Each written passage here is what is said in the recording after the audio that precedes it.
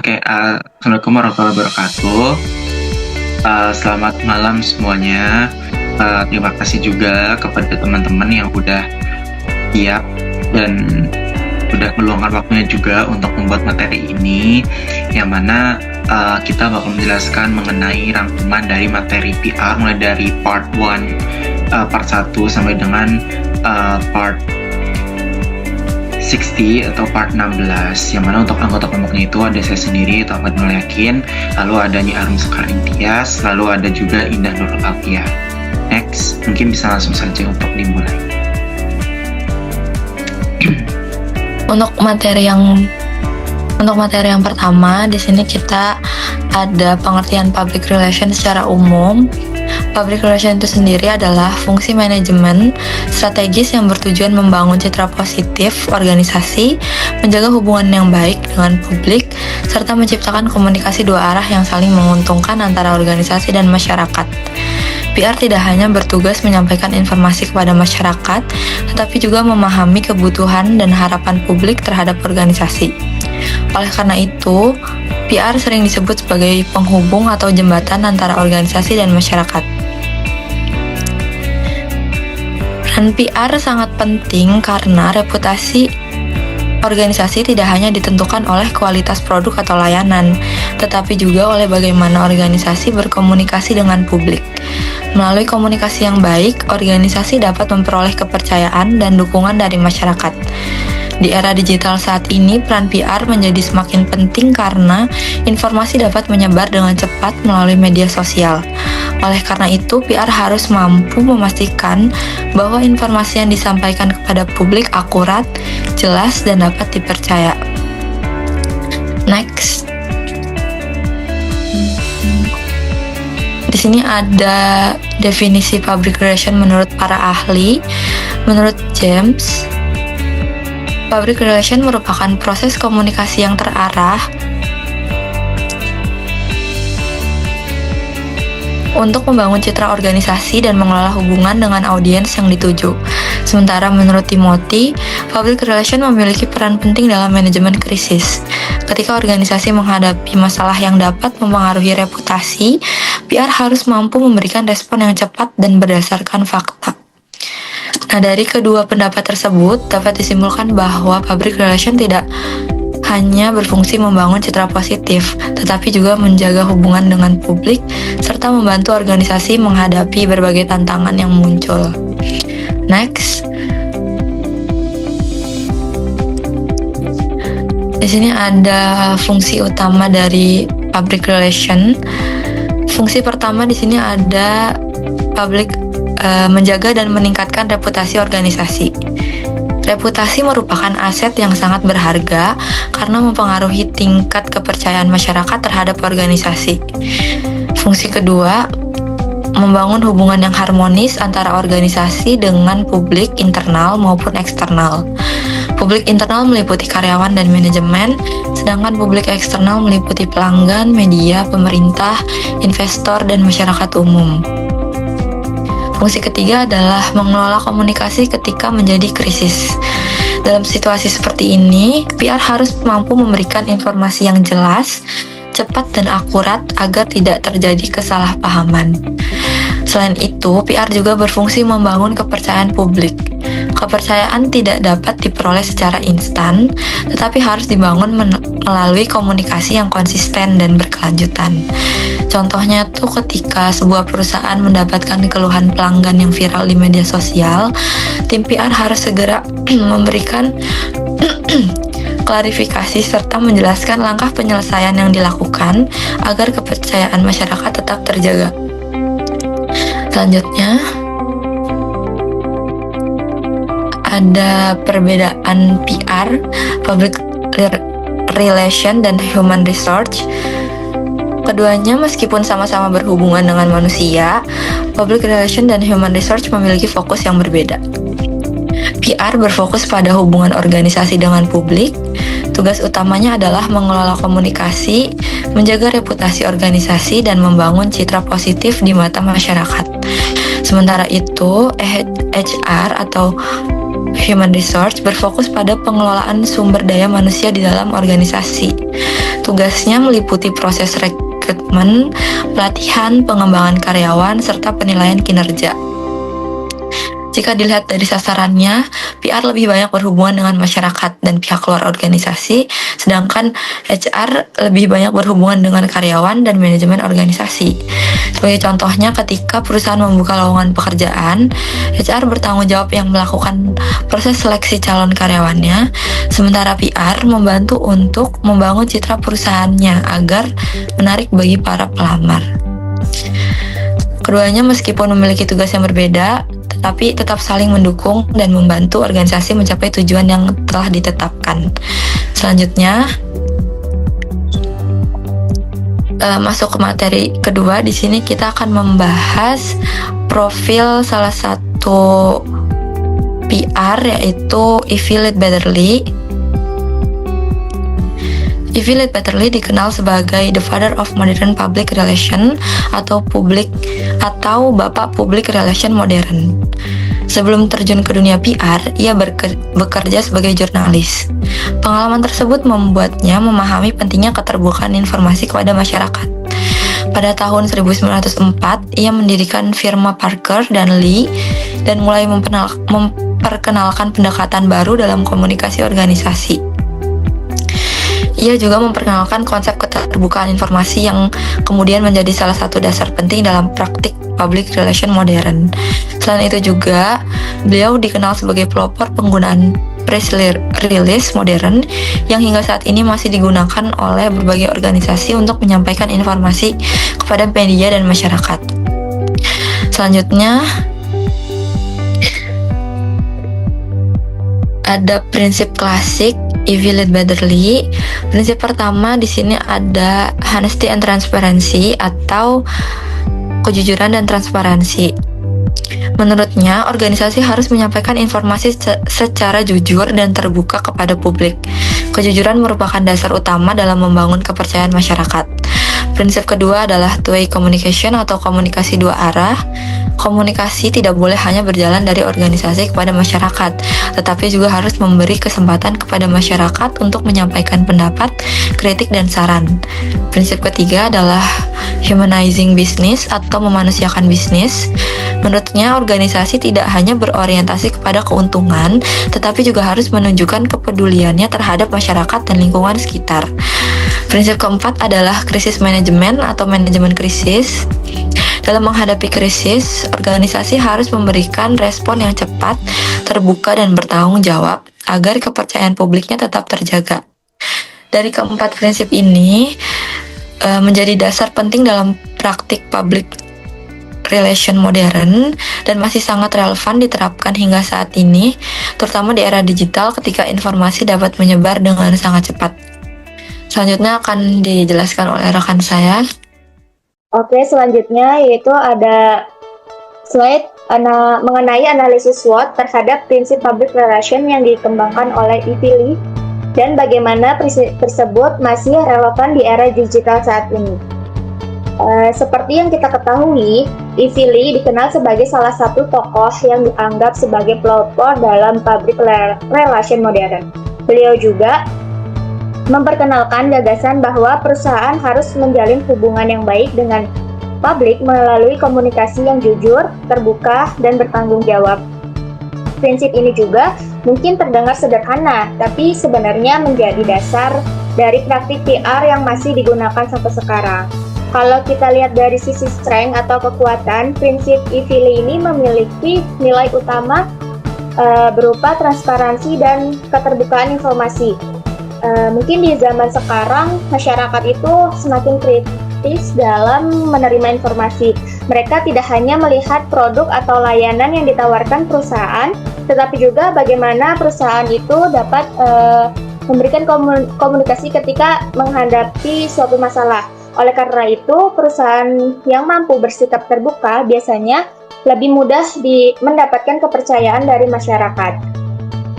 Selain itu juga, Komunikasi yang jujur juga dapat membantu perusahaan membangun reputasi yang baik dalam jangka panjang. Ketika masyarakat merasa informasi yang diberikan dapat dipercaya, maka hubungan antara perusahaan dan publik akan menjadi lebih kuat. Selanjutnya pada bagian kelemahan, di sini itu prinsip ini memang memiliki tantangan dalam penerapannya. Di era digital, informasi bergerak sangat cepat. Kadang perusahaan harus merespon suatu isu dalam hitungan menit atau jam. Dalam kondisi ini, tidak semua informasi dapat langsung disampaikan secara lengkap. Akibatnya, publik bisa saja salah memahami pesan yang diberikan oleh perusahaan. Selain itu juga, keterbukaan yang berlebihan juga terkadang beresiko jika informasi yang disampaikan menyangkut data internal atau strategi perusahaan. Jadi, perusahaan itu harus mampu menyeimbangkan antara transparansi dan kerahasiaan informasi tertentu. Oleh karena itu, peluang besar untuk membangun citra positif, menyampaikan informasi dengan cepat, serta menjangkau lebih banyak orang dalam waktu yang relevan singkat. Jadi pada analisis SWOT ini kita dapat simpulkan bahwa si IPILI ini dapat sangat relevan untuk diterapkan hingga saat ini. Namun di era penerapan tersebut perlu disesuaikan dengan perkembangan teknologi di era digital agar tetap efektif dalam menghadapi tantangan komunikasi modern. Selanjutnya pada slide ini saya akan menjelaskan sosok IPILI dalam keadaan bentuk cover majalah digital. Dalam proses pembuatannya, kami menggunakan aplikasi Zepeto dan juga Canva. Pertama, kami membuat karakter IPILI menggunakan Zepeto dengan menyesuaikan penampilan berdasarkan referensi foto aslinya. Tujuannya agar karakter tersebut dibuat agar tetap menggambarkan sosok IPILI sebagai seorang profesional di bidang public relation. Setelah karakter ini selesai dibuat, kami juga mengimpor hasilnya ke Canva untuk mendesain menjadi cover majalah digital. Pada tahap ini juga kami menambahkan berbagai elemen seperti judul utama, headline, tipografi, dan juga informasi singkat mengenai kontribusi IPILI dalam dunia PR. Selain itu, pembuatan cover ini menunjukkan bagaimana teknologi dapat digunakan sebagai media edukasi. Saat ini informasi tidak hanya disampaikan melalui tulisan panjang, tetapi juga dikemas dalam bentuk visual yang lebih menarik sehingga lebih mudah dipahami oleh audiens. Selanjutnya yaitu ada ringkasan jurnal keterampilan PR Manager PKMB. Pada slide ini, saya akan menjelaskan ringkasan jurnal mengenai pentingnya keterampilan public relation bagi seorang manajer atau pusat kegiatan belajar masyarakat. Pada jurnal tersebut dijelaskan bahwa seorang manajer tidak hanya bertugas mengatur kegiatan organisasi, tetapi juga harus mampu membangun komunikasi yang baik dengan berbagai pihak yang berkepentingan. Misalnya, ada program baru yang ingin dijalankan oleh PKBM. Maka manajer itu harus mampu menjelaskan manfaat program tersebut kepada masyarakat dengan bahasa yang mudah dipahami. Jika komunikasi berjalan lebih baik, maka masyarakat akan mudah menerima dengan mendukung program yang ditawarkan. Dalam jurnal ini juga dijelaskan bahwa manajer yang memiliki keterampilan PR yang baik cenderung lebih responsif terhadap kebutuhan masyarakat. Mereka juga tidak hanya menyampaikan informasi tetapi juga mendengar aspirasi dari masyarakat tersebut. Hasil penelitian ini juga menunjukkan bahwa keterampilan PR memiliki pengaruh positif terhadap efektivitas keterampilan. Semakin baik kemampuan berkomunikasi seorang manajer, maka semakin besar pula kemampuan dalam membangun kepercayaan. Jadi, jurnal ini juga kita dapat memahami bahwa keterampilan public relation sebenarnya bukan hanya diperlakukan oleh PR, tetapi juga oleh para pemimpin, karena komunikasi itu adalah bagian yang tidak dapat dipisahkan dari proses kepemimpinan.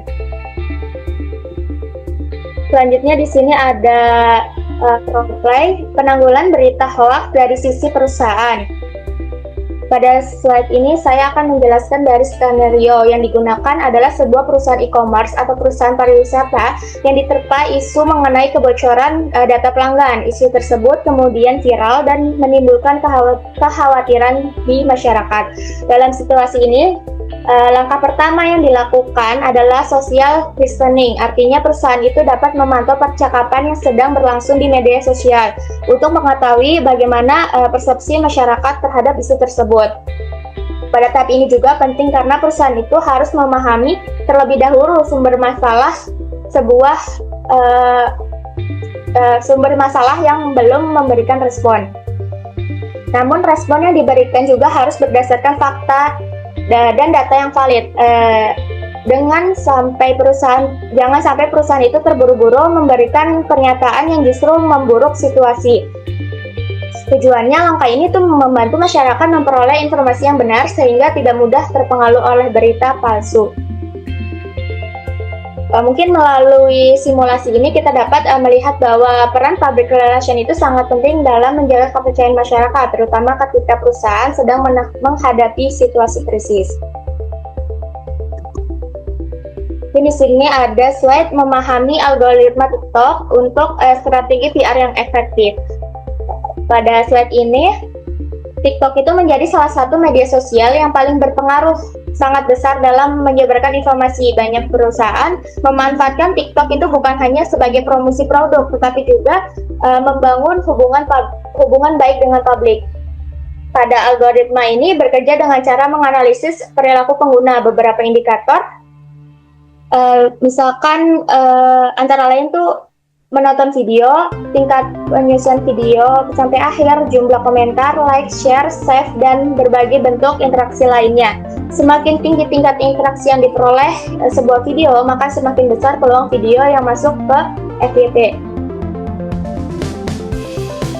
Selain itu juga, PR itu perlu memahami tren yang sedang berkembang, mungkin mengikuti tren yang tidak cukup. Konten yang dibuat harus tetap relevan dengan bertujuan komunikasi perusahaan sesuai dengan identitas organisasi. Dengan kita memahami algoritma TikTok, perusahaan dapat meningkatkan engagement, memperluas jangkauan pasar, serta membangun citra positif yang diperlakukan untuk memperkuat hubungan dengan publik.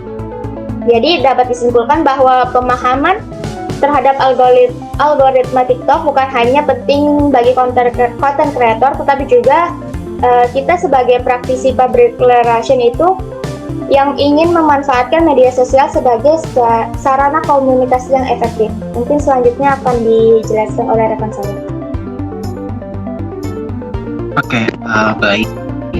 Terima kasih waktunya ya teman-teman. Oke, kita lanjut ke materi berikutnya ya. Di sini aku mau menjelasin tentang bukti nyata dalam mengubah krisis menjadi sebuah momentum. Di sini kan kita juga bisa melihat ya, gitu, bahwasanya memang kita diterpa sama yang namanya isu gitu. Di sini kita ada konteks dan strateginya itu pertama itu krisis COVID-19. Nah, yang mana krisis COVID-19 ini terkhususnya di Medan, kita ngambil study case-nya itu berdasarkan jurnal yang sudah kita referensikan, itu di kota Medan. Nah ya, jadi penutupan destinasi wisata di kota Medan ini itu destinasi pariwisata Dinas Pariwisata Medan, dan kemerosotan adanya wisatawan, yang mana ini tuh dapat mengancam reputasi yang sudah atau branding yang sudah mereka bikin gitu sebelumnya gitu. Nah lalu responnya itu seperti apa? Nah kita bikin yang namanya kerangka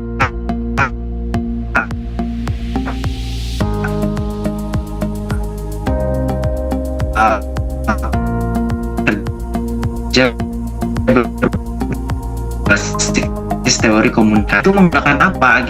Jadi menggunakan sosial media gitu, yang mana ini itu sangat transparan, terus juga pesannya konsisten, lalu juga menggunakan pendekatan yang enak gitu sekiranya dengan audiens ya, yang mana kita menggunakan platform yang namanya itu TikTok. Nah mungkin buat teman-teman juga kayaknya udah nggak asing gitu ya sama namanya TikTok gitu, karena TikTok kan emang sebuah platform digital yang biasanya kita sering gunakan gitu, mulai dari sehari-hari kita nyari referensi gitu, entah itu dalam sehari-hari juga kita pakai untuk scroll. Dimana memang TikTok ini mulai digaungkan pas COVID-19 ya gitu.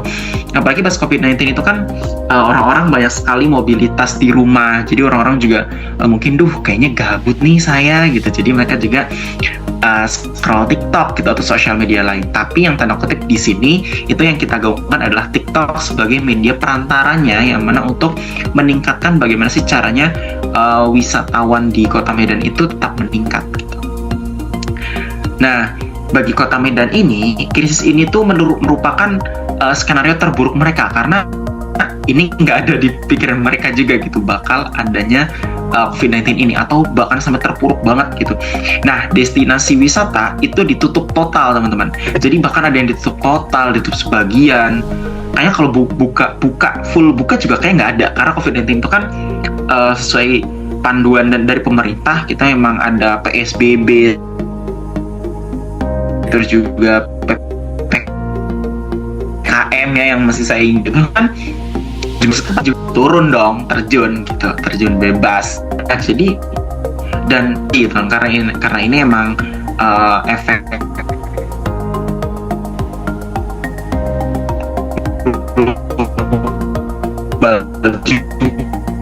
juga untuk mana ya mentok sama muda gitu. Nah, jadi si pariwisata Kota Medan ini dia tuh memilih opsi kedua, yang mana opsi yang digaungkan di anak muda ya gitu, jadi pakai aplikasi TikTok gitu. Nah, tapi mereka itu nggak melangkah dengan kepala kosong aja, jadi mereka tuh nggak dengan kepala kosong, dan mereka nggak hanya menebak-nebak taktiknya nanti gimana ya gitu tuh. Nah, tapi mereka juga melalui teori komunikasi krisis situasional atau SCCT yang digaungkan oleh Pak Timothy tadi. Nah, teori ini itu diterjemahkan ke 3 pilar, yang mana 3 pilar platform TikTok ya gitu, yang mana respon kilat, transparansi, dan juga pendekatan komunikasi yang mudah gitu.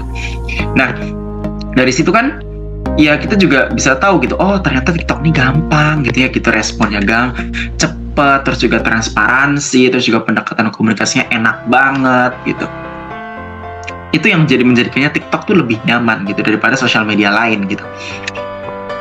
Nah, ini kan bukti nyata ya gitu. Di sampingnya tuh aku cantumin data berdasarkan referensi yang sudah didapat juga. Di situ ada 1.100% gitu ya. Ada kenaikan rata-rata interaksi yang aktif, yang mana tadinya itu menggunakan 100 like, yang biasa 100 like, terus sekarang bisa nyampe 1.200 like nih gitu per videonya. Wow, itu sangat amazing banget gitu. Terus juga ada kenaikan hingga 150% di durasi tontonan yang biasanya cuma 10 detik. Jadinya orang lebih tertarik nih gitu, 95 detik gitu kan per videonya gitu dalam sekali tonton. Mereka juga untuk berkomentar gitu. Biasanya ternyata mereka berkomentarnya yang tadinya 200 mungkin lebih disingkatkan lagi gitu ya gitu kan gitu. Jadi atau disingkatkan lagi, atau hal tersebut juga bisa gitu, yang mana biasanya 20 itu jadinya 150 gitu komentar. Jadi kan komunikasi juga enak juga gitu, jadi nggak di video juga enak gitu kan. Nah, terus juga di ketiga ini kan keempat ya. Nah, pertumbuhan pengikutnya juga itu kan yang tadinya 10.000 jadi 20.000 nih gitu. Nah, itu juga kan sangat wow banget gitu. Jadi dari ketiga di atas itu tuh induknya yang mana sih? Ternyata induknya yang keempat nih gitu, yang followersnya naik gitu kan. Karena yang followersnya naik kan semua juga bakal ikut naik juga gitu teman-teman. Nah gitu ya. Nah, jadi kontennya gimana sih? Pasti mereka juga bikin konten yang menarik. Nah, buat kalian yang penasaran, nanti kan bisa coba tuh lihat di Dinas Pariwisata di Kota Medan. Next.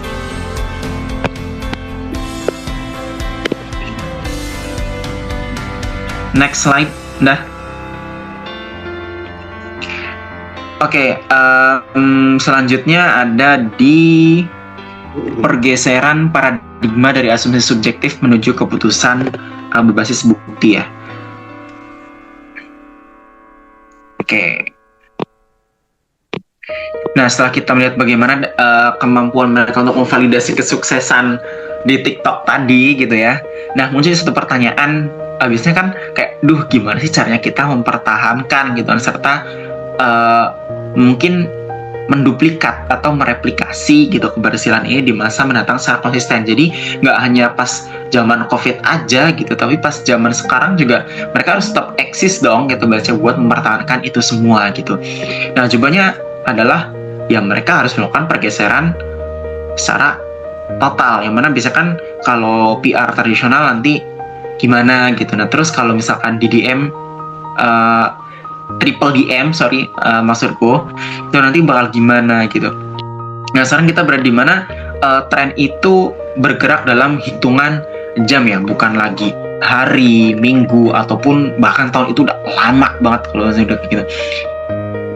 Nah, contoh paling nyatanya itu di TikTok Shop, teman-teman.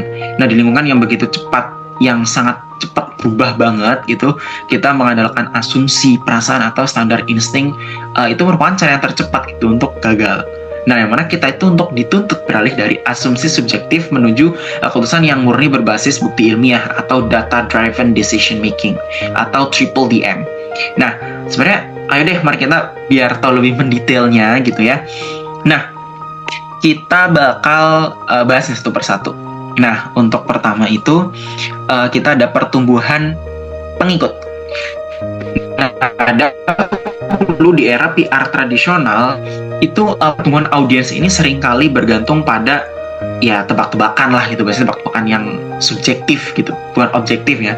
Nah, asumsi sepihak ini itu bahkan pasrah gitu pada keberuntungan semata, yang mana agar video kita bisa viral nih gimana sih gitu. Nah, namun dalam PR modern berbasis data, kita menempatkan instrumen data analitik, yang mana sebagai kompas utamanya atau sebagai alatnya lah gitu loh. Nah, jadi kita tuh bisa melacak konten mana nih gitu yang paling diminati sama mereka gitu. Kemudian ya diduplikat atau direplikasi itu formulanya ke konten-konten yang lain. Nah, lalu kedua dalam hal strategi pemasaran pesanan atau pesan, PR tradisional itu biasanya cenderung menggunakan model komunikasi satu arah yang kaku dan seragam ya, dan disebarkan secara masif tanpa spesifikasi target gitu. Nah, justru sebaliknya nih, kalau PR modern dia tuh menuntut kita untuk mampu membaca persepsi audiens ya secara akurat gitu, dan menyelaraskan dan pergerakan algoritma yang ada gitu. Nah, terus yang ketiga itu ada dimensi evaluasi loyalitas ya. Nah, di masa lalu, dulu atau di masa lalu gitu, loyalitas publik itu sulit gitu buat diukurnya. Jadi mereka tuh hanya bisa mengandalkan perkiraan kasar tanpa indikator yang pasti. Nah, namun sekarang ini gitu, nah era triple DM ini memungkinkan mereka untuk melakukan personalisasi pesan melalui data perilaku tadi gitu. Nah, jadi mereka dengan memahami kebutuhan spesifik audiens lewat data tadi tuh, nah mereka tuh bisa mengunci loyalitas pelanggan dalam jangka panjangnya gitu. Next. Oke, selanjutnya kan di slide terakhir itu ada eksekusi dan esensi public relation pada abad ke-21. Nah, setelah kita melihat gimana sih caranya mereka tuh mampu memvalidasi kesuksesan mereka itu. Nah, ada nih satu pertanyaan yang biasanya ditanyakan atau yang sangat krusial gitu ya. Gimana sih cara mempertahankan serta menduplikasi atau replikasi lah gitu keberhasilan ini di masa yang akan datang secara konsisten. Pasti kan mereka juga pengen continue gitu, keberlanjutan gitu ya, sustain lah bahasanya untuk akun yang sudah rame gitu. Jadi mereka tetap pengen rame gitu kan. Nah, jawabannya ya mereka harus tetap melakukan yang namanya atau harus melakukan pergeseran paradigma secara total gitu. Jadi intinya mereka harus membiasakan gitu menggunakan ya platform online tersebut gitu. Nah, oke, sekarang kita berada di mana tren ini tuh bukan bergerak dalam hitungan, yang mana kita tuh tren ini tuh bergerak dalam hitungan jam, bukan hitungan hari, minggu, bulan, atau bahkan tahun. Itu terlalu lama. Dan contoh paling nyatanya itu di TikTok Shop ya, di lingkungan yang begitu cepat berubah ini, mengandalkan asumsi, perasaan, atau sekedar insting, itu merupakan cara yang singkat atau cara tercepat gitu buat gagal, yang mana kita itu untuk dituntut beralih dari asumsi yang subjektif itu menuju ke keputusan yang murni, yang mana berbasis bukti ilmiah atau data driven decision making atau triple DM ini, yang mana kita bakal bedah secara objektif melalui tabel komparasi ini yang udah dibuat. Ada 4 tabel ya gitu, yang mana PR tradisional itu kolaborasi dengan PR modern dalam 3 dimensi utama tadi udah dijelaskan sebelumnya ya. Oke, yang mana untuk pertama itu ada dalam hal pertumbuhan pengikut. Dulu di era PR tradisional itu pertumbuhan audiens itu seringkali bergantung pada tebakan subjektif ya, bukan objektif. Jadi asumsi sepihak atau bahkan ya pasrah gitu pada kebutuhan keberuntungan gitu semata. Yang mana videonya ya bisa viral secara nggak sengaja gitu. Namun dalam ya praktek PR modern yang berbasis data itu ya kita harus menempatkan namanya instrumen data atau menggunakan algoritma lah gitu bahasanya, yang mana kita bisa melacak konten mana yang paling diminati dan kemudian kita bisa menduplikat gitu untuk formulasinya demi pertumbuhan audiens yang lebih konsisten gitu. Nah, yang kedua dalam hal strategi pesanan atau pesan. Nah, di era tradisional ini tuh cenderung dia menggunakan model komunikasi satu arah yang kaku gitu. Nah, dan bisa disebarkan secara masif tanpa targetnya tuh nggak spesifik gitu. Targetnya mau ke siapa gitu. Nah, sebaliknya PR modern ini tuh menuntut kita untuk mampu ngebaca persepsi audiens tuh gimana sih gitu, yang secara akurat gitu. Nah, yang mana ini juga kan menyelaraskan dengan pergerakan algoritma yang konstan, yang mana pesan yang kita kirimkan harusnya itu adaptif dan juga sangat responsif terhadap apa yang diinginkan dan algoritma audiens saat itu juga gitu. Nah, terus untuk yang ketiga ya, untuk evaluasi loyalitas, dalam dimensi loyalitas itu di masa lalu loyalitas publik itu sangat sulit diukur. Hanya ini ya, namanya mengandalkan perkiraan kasar tanpa indikator yang pasti gitu. Nah, namun di hari ini atau di detik ini juga ya, sebenarnya mulai dari ini ya gitu, era triple DM ini itu memungkinkan kita untuk melakukan personalisasi pesan yang relevan gitu, yang disampaikan melalui data perilaku yang akurat gitu. Nah, yang mana kan dengan memahami spesifik audiens lewat data itu, yang mana kualitas pelanggan gitu, dan memahami kebutuhan spesifik audiens lewat data mereka, yang mana kita bisa menguji lewat loyalitas pelanggan di dalam jangka panjang. Dan juga rekan-rekan sekalian dan teman-teman itu kan ini bisa dilihat ya gitu di sini. Terus untuk yang keempat itu ada evaluasi akuntabel, yang mana dampaknya itu terhadap ekonomi nyata gitu. Bagi di TikTok Shop ini tuh kan dia sangat masif juga gitu ya untuk socio commerce-nya gitu. Nah, jadi untuk kesimpulannya, masa depan PR itu tuh merupakan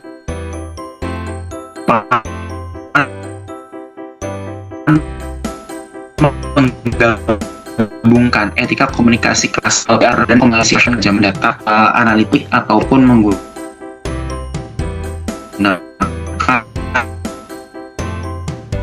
ini bakal memudahkan di masa yang akan datang. Oke, sekian presentasi yang dapat tim kami sampaikan. Kurang lebihnya mohon maaf. Wassalamualaikum warahmatullahi wabarakatuh. Selamat malam semua.